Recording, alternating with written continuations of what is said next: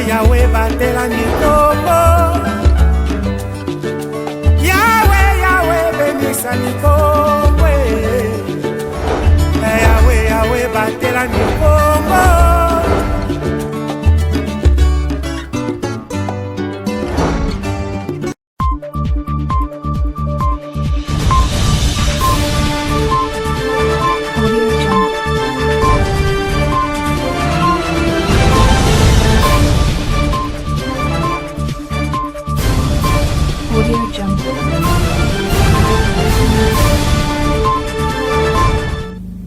Merci de choisir la chaîne numérique pour vous informer, mesdames, messieurs. Bienvenue dans ces rendez-vous d'actualité sur Ma Bannière Télévision. Plein de surprises pour cette fin d'année avec Canal+. Les nouvelles offres en faveur des abonnés ont été dévoilées le jeudi 14 novembre 2024 par le directeur région Canal+ Congo Central. C'était au cours d'une conférence de presse tenue dans la salle des conférences de l'hôtel Bilolo. Les détails, c'est dans ce reportage de Pacifique Mwanda et Ronsard Kondé. Plein de surprises pour cette fin d'année avec Canal+. À partir d'aujourd'hui jusqu'au 31 décembre, si vous vous réabonnez sur la même formule, votre formule habituelle, vous allez avoir 30 jours offerts sur tout Canal. Bien avant l'annonce des différentes surprises pour cette fin d'année, le directeur région Canal+ Congo Central, Ansari Mulumba, a dans la première partie de son exposé, face aux chevaliers de la plume, les membres du staff et une délégation des cadres des entreprises de télécommunications, déballé le merveille de 2024. Notamment la tombola, la montée de quelques chaînes congolaises, les lancements d'un décodeur connecté sans être exhaustive.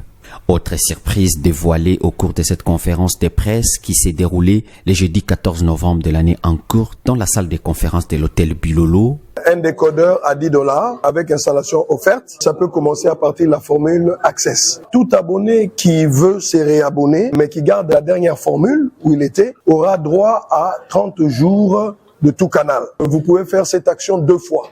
En novembre, vous pouvez faire en décembre. Les abonnés Canal+ qui utilisent les décodeurs Easy TV n'ont pas été oubliés. On a diminué le prix de réabonnement de 6,5 à $5 pour permettre à tous nos abonnés de fêter et d'avoir une bonne période festive. À l'issue de son exposé, s'en est suivi les jeux de questions-réponses. Notons que les abonnés échus sont aussi éligibles pour bénéficier des 30 jours tout Canal après un réabonnement de la dernière formule. Rappelons que, pour tout problème technique lié au réabonnement raté sur les services de monnaie électronique, Canal+ a un numéro vert, les 444 555. Quittons la ville porteur de Matadi pour nous rendre à Boma, une passerelle suspendue sur la rivière Kimbangu, reliant les communes populeuses de Kalamou et Kabondo est sur le point de céder. Déjà fortement détériorée, cette infrastructure essentielle devient un véritable danger pour ses usagers, surtout en période de la pluie. Un commentaire de Liliane Kwengo sur les images de Blaise Boba de l'ACP Boma. Suivez. Construite en 2022 dans un contexte électoral, cette passerelle en bois et câbles avait pour objectif de faciliter la traversée de la rivière Mbangu. Malheureusement, à peine inaugurée, elle s'était effondrée au bout de 20 minutes, obligeant les techniciens à reprendre les travaux. Quelques mois plus tard, l'ouvrage avait été remis en service, mais qui n'a tenu que brièvement. Aujourd'hui, ces câbles se détachent un à un, rendant son usage extrêmement risqué. Sur place, les habitants lancent un cri d'alarme. Écoliers, commerçants et habitants n'ont pas d'autre choix que d'emprunter cette passerelle devenue dangereuse pour se rendre au marché ou à l'école. Mathieu Mbumba, habitant du quartier et usager du pont, témoigne.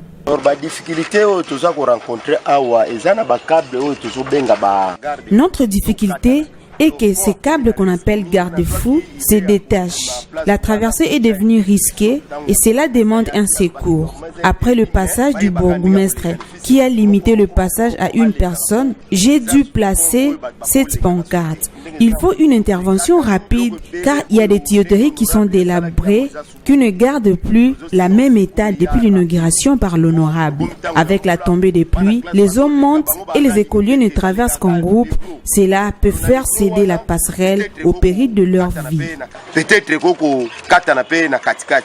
Jusqu'à ces jours, ni le député qui a fait construire la passerelle, ni les autorités locales ne semblent s'intéresser à cette situation alarmante. Les habitants de Boma, eux, redoutent une tragédie imminente. Ils appellent à une intervention rapide des autorités compétentes pour éviter un drame et garantir la sécurité des usagers.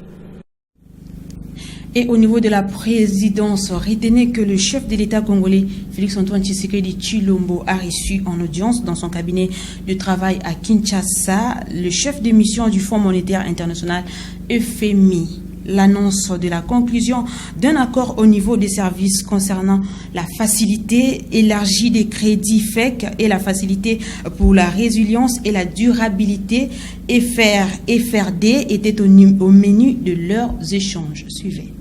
J'ai eu l'honneur d'être reçu en audience par son Excellence Monsieur le Président de la République et nous avons pu parler à la fois de cet événement très intéressant du forum de Makutano qui a lieu aujourd'hui ici à Kinshasa, mais également de nos opérations ici. Nous avons fortement étoffé au cours des 3 dernières années et ce bureau nous a permis de déployer plus d'un demi-milliard de dollars d'investissement et de financement ici au Congo. Donc nous sommes vraiment très, très heureux d'avoir pu contribuer au développement du secteur privé, mais nous voulons en faire beaucoup plus et c'est bien de cela que nous avons parlé avec Monsieur le Président, des différents secteurs sur lesquels nous voulons faire plus.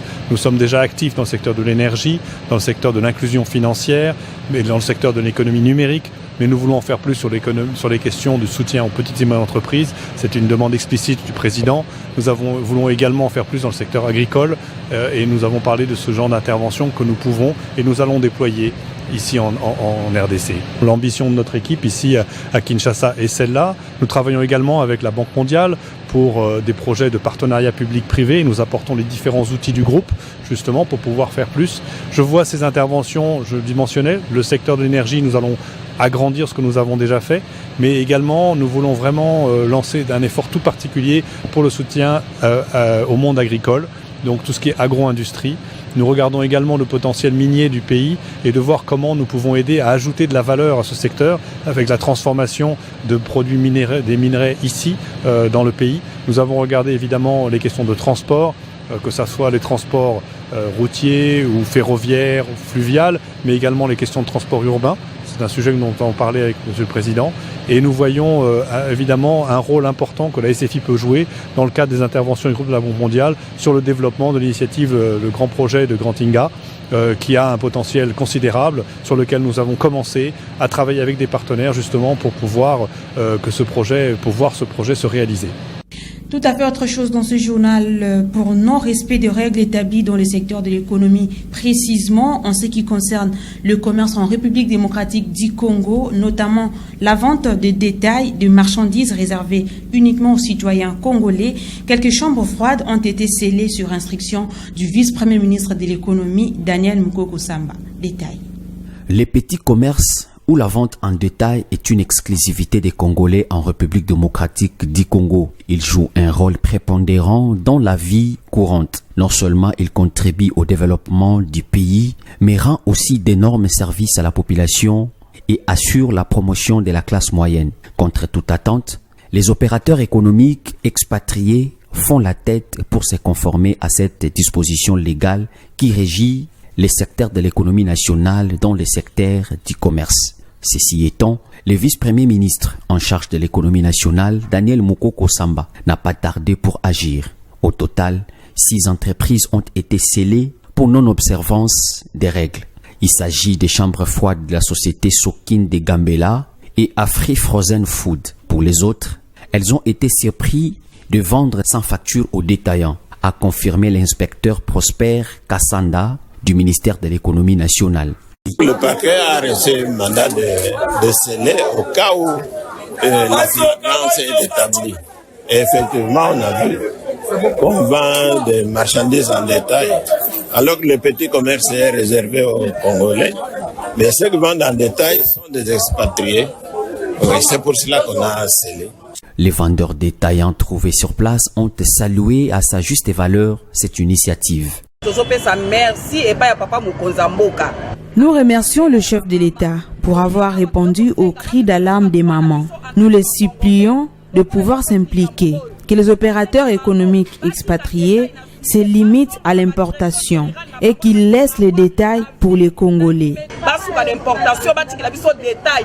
Rappelons que cette délégation qui a exécuté cet ordre du VPM était composée des inspecteurs du ministère de l'économie nationale et les inspecteurs judiciaires du parquet.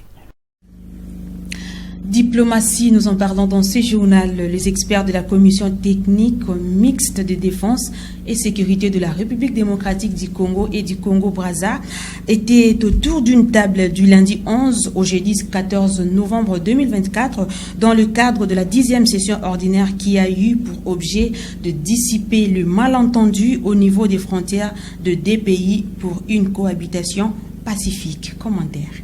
Lancée lundi 11 novembre dernier à Kinshasa, la 10e session ordinaire de la commission spéciale mixte défense et sécurité qui a réuni les autorités et experts de la République démocratique du Congo et du Congo-Brazza pendant 3 jours, se sont clôturés le jeudi 14 novembre 2024. L'objectif de ces travaux était de dissiper les malentendus au niveau des frontières communes entre les deux pays proches, laquelle situation impacte la sécurité de leur peuple. Plusieurs résolutions ont été prises pour le rétablissement de la sécurité à ces frontières. Dans son speech, le ministre de l'Intérieur de la République du Congo, Raymond Zéphirin Mboulou, a salué les efforts des deux pays tout en exhortant sur le maintien d'une étroite collaboration. Au moment où se termine la 10e session de la Commission spéciale défense et sécurité entre nos deux pays, au moment de nous séparer, je voudrais vous exprimer ma profonde gratitude pour ces moments exceptionnels passés ensemble. Ces moments de discussion, d'échange et de partage. Puis-je vous rassurer de notre écoute permanente et de notre disponibilité à chaque instant à changer sur ce que nous avons en partage. Le vice-premier ministre de l'Intérieur et décentralisation de la RDC, Jacquemain Chabani, a exhorté la commission technique mixte d'aménager aucun effort pour une cohabitation pacifique. Je demande à la commission technique mixte de parachever l'accord cadre en matière de coopération transfrontalière en vue de juguler les litiges frontaliers et de nouer la coexistence pacifique entre nos populations libres. Notons que le gouverneur de la province du Congo central ainsi que ses homologues de Kwilu, de Kinshasa, Mai-Ndombe et celui de l'Équateur, dont les provinces sont frontalières au Congo-Brazza, ont aussi rehaussé de leur présence à ces assises. Et en dehors de la République démocratique du Congo, nous parlons environnement. Les écoles primaires sont restées fermées par précaution vendredi dans la capitale indienne à New Delhi, qui traverse cette semaine son premier pic de pollution atmosphérique de la saison. France 24. Porte de l'Inde et ses 42 mètres de haut, l'un des monuments les plus emblématiques de New Delhi, à peine visible dans l'épais brouillard. La capitale indienne étouffe alors que la pollution de l'air atteint des niveaux historiquement élevés, avec un taux de particules fines 50 fois plus élevé que le seuil dangereux pour la santé fixé par l'OMS. Mes yeux sont déjà irrités et je viens juste de sortir de chez moi. Ils me brûlent, il faut les rincer souvent et j'ai du mal à respirer. Le nord de l'Inde est régulièrement confronté à des épisodes de pollution atmosphérique pendant l'hiver, en raison de ces brûlis menés sur les terrains agricoles et de températures plus fraîches qui emprisonnent la fumée. Cette pollution gagne ensuite les villes, où les émissions liées au transport et l'industrie sont déjà importantes. Et le phénomène concerne l'ensemble de la région. Au Pakistan voisin, la ville de Lahore est ainsi devenue la plus polluée au monde selon le site iqair.com. La pollution par la circulation et la fumée paralysent nos villes et empêchent des millions d'enfants d'aller à l'école. Si rien n'est fait, cette situation aura de graves conséquences sur l'avenir du Pakistan. Plus à l'est en Indonésie, une brume suffocante et toxique a aussi envahi Jakarta. Même scène à Hanoï, au Vietnam, une ville qui compte 1 million de voitures et 7 millions de deux-roues. L'air a été tellement pollué ces derniers jours. Vous voyez, le ciel est très brumeux. Je dois porter un masque tout le temps. Je suis vieux et plus sensible à cela. Une vague de pollution en Asie du Sud, alors que la COP29 qui a débuté en début de semaine en Azerbaïdjan tente de trouver des solutions pour limiter l'empreinte de l'homme sur l'environnement. Et c'est par cette actualité internationale que nous clôturons cette édition du journal sur Ma Bannière Télévision. Merci de rester branchés sur nos antennes. Au revoir.